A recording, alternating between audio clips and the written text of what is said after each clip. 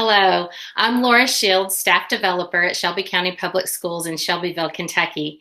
Welcome to our vodcast series, Shelby Speaks, Looking Forward. We chose that subtitle for two reasons. We're looking forward to the time when we can be face-to-face with our students again, but we're also looking forward to the educational future of our district. What are Shelby County teachers learning in the middle of this non-traditional instruction experience? And how will it transfer and transform their classrooms once we are again face-to-face? In this episode, we're here today with Jeff Bracken and Katie Johnson, who are social studies, U.S. history teachers at Shelby County High School. I bet they have a lot to tell us during this podcast. Welcome, Katie. Hi, thanks for having me. And welcome, Jeff. Thanks for having me. I know that I've experienced planning sessions with you all in the past where you've really been focused on bringing the inquiry lens into instructional design for U.S. history. So talk a little bit about how that has remained the same or changed in this time of non-traditional instruction.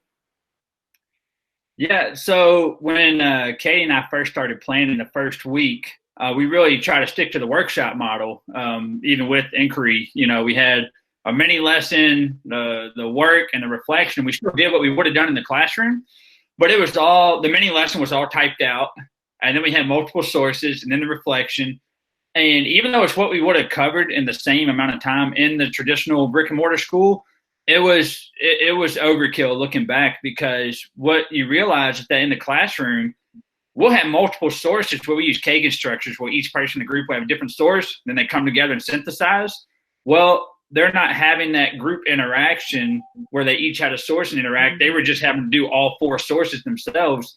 And then you realize, oh my gosh, when you add in the notes we put at the beginning, then all four sources, and then the reflect, like it was overkill. So even though it was the same amount of material we would have covered in the school, it's different when it's one kid.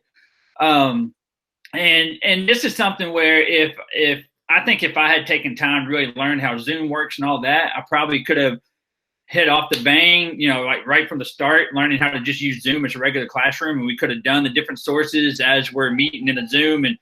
But you know, I kind of jumped on that bandwagon a little late. So we had to develop some new habits. And so using the email Adam Watson sent out with some various technology strategies you could use. One was a screencast videos. So we started turning that into our mini lesson. And I had many students comment on how much better that was. You know, I got to work. I tell stories about my kids all the time. So I worked my kids in the videos. And so I used cast videos at the mini lesson. Then Katie and I had to be really intentional about what we did with our sourcing, because we didn't have that group interaction, dialogue, and this and that. And so we had to start getting more intentional about what we want to do with our sources. And it almost shifted from our biggest skill in class was synthesizing, but now they didn't have those multiple sources really synthesized. So it almost became more like determining importance in the text they were given and drawing some of their own conclusions or connecting to background knowledge. And so even some of the thinking strategies we focused on changed a little bit. And then we got introduced to a flip grid. And I'll kind of end on this before I turn it over to Katie. I want to share. So my daughter was using Flipgrid. I also saw that in Adam Watson's email, and at first I thought that might be a little childish for high school, but we decided to do something just to, you know, we're big on team building, so we did a little community building exercise first, and they had to argue what the best cereal was and make a Flipgrid video, and it was something just to get them practice and how to use it. Now, what I found fascinating about this was, let me share this with you.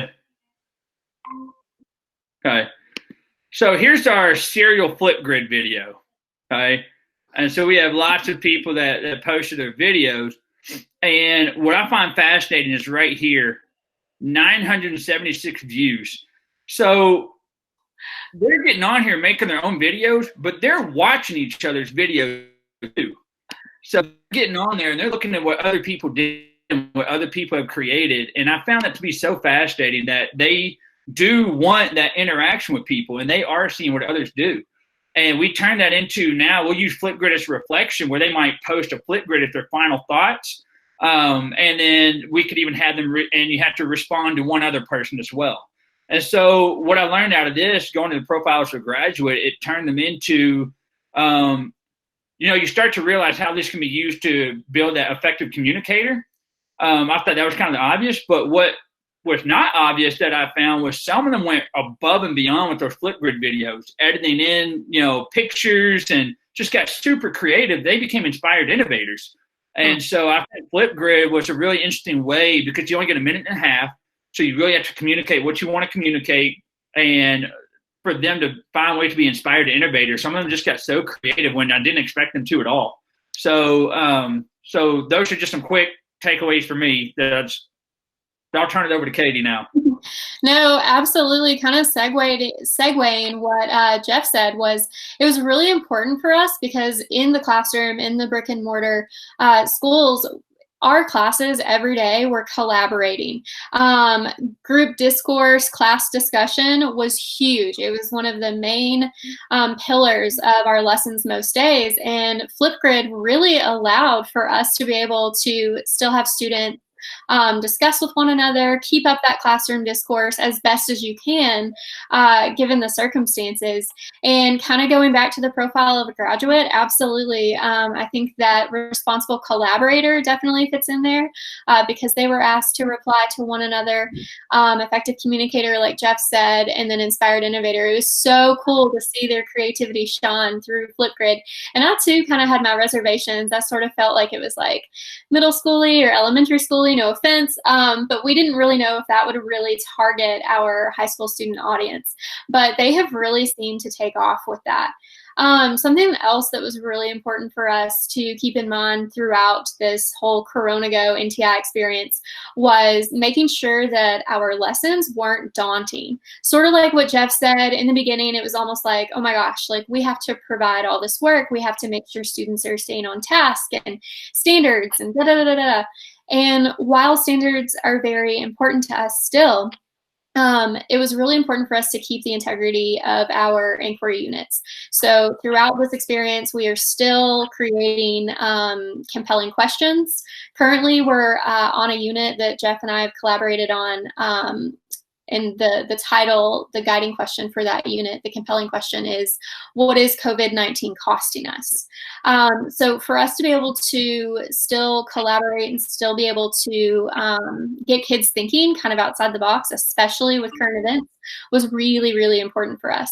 Going back to like that workshop model, sort of like what he was talking about, we have kind of designed our lessons. Let me sort of share this with you really quick.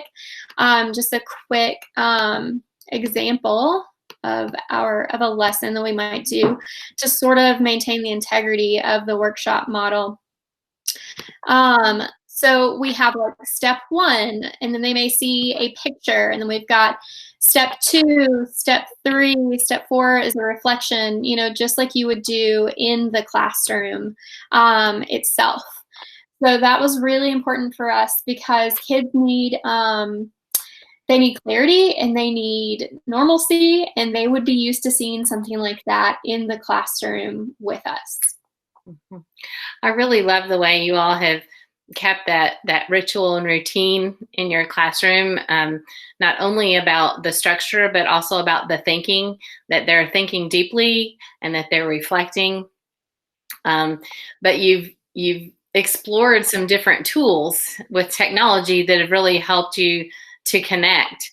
And thinking forward, hearing some things that we're thinking about that it could look like in the fall, if students are in masks and in desks 6 feet apart, how might these tools transition back into use into the classroom? What do you think that might look like? Jeff, do you want to talk on that one? Well, one thing I think my students included, because many have commented on this, they now realize how much they value just interaction with others. And that's something that I think this NTI has taught us, that you can't almost put a value on interaction. I mean, it almost, to me, implies that this model is not necessarily sustainable, right? To just do everything from home. It's not sustainable because they are missing out on so much, and they know that now. Like, they see that, they've commented on that. I've had so many kids that are like, I want to go back to school. So I think, for one, when we go back, I'm definitely going to be even more intentional about the group discourse and structuring that and making that a valuable, important thing. What I learned from doing this that I like to bring in is kind of how we use that flip grid, because I think it allows them to tap into more of that inspired innovator. They can have some creativity in how they, title their picture and so I just think that bringing that in gives them another avenue to communicate their thinking outside of just writing. I've used Padlet walls as ways for kids to see what other people write. But I think Flipgrid will offer kind of a new avenue, and even for maybe our struggling writers, just another way for them to communicate their thinking and to kind of help them communicate effectively, while also tapping in more to the inspired innovator. Because I think that's one thing that's been a challenge for us in U.S. history is tapping in that inspired innovator. I think we've done a couple PBLs in the last 2 years that have, but those are more on the PBL. I think this would be something that would allow them to try to figure that out, maybe on a weekly basis. So that's my transfer. That is so powerful to think about how this has served to affirm your belief that learning is social, and you've reached out and found tools to help try to connect that, and now you're thinking about ways that might facilitate face-to-face, such as it may look in the fall. So if you had to go back and give advice to your pre-NTI selves, what would you say to yourselves about what you should be thinking about what you know now? Katie, I'll let you start. Sure. I think the one word that comes to my mind is being flexible. I think that's like, a pillar to what a teacher has to do on the daily, just even in school. But I think being flexible and really being able to embrace technology and being able to embrace change is so important in order to survive, something like this. Yeah, you all have really modeled that, because I've heard you mention 2 or 3 different tools you've explored. So I see you modeling that and being inspired innovators yourselves. Jeff, your pre-NTI self, what advice would you give?